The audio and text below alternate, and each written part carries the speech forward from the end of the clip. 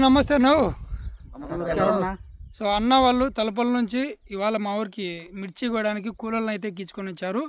అన్న ఎంతమంది వచ్చారు అందరూ? 70 మంది. ఆటోలు ఎన్ని? 7.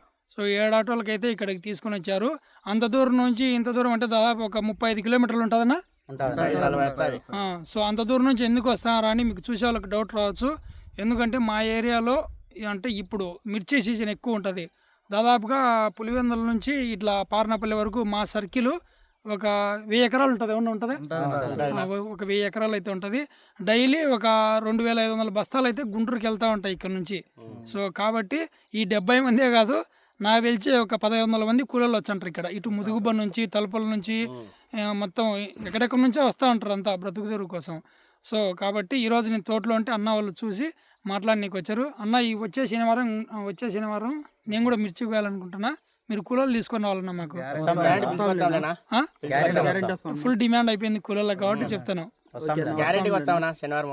ఓకే, ఈ వచ్చే శనివారం మేము కూడా మిర్చి కోత అయితే కోస్తున్నాం. సో నెక్స్ట్ మళ్ళీ వీడియో పెడతాం వీళ్ళు కూలీలు తీసుకొచ్చారా లేదా అని.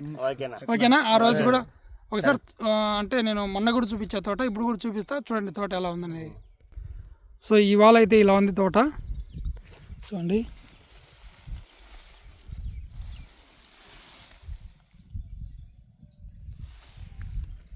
ఓకేనా? బాయ్నా? వచ్చేసి మళ్ళీ మనం ఈ రోజు అంటే బేస్తవారం, శుక్ర, శనివారం మన్నాడు కలుద్దాం. బాయ్.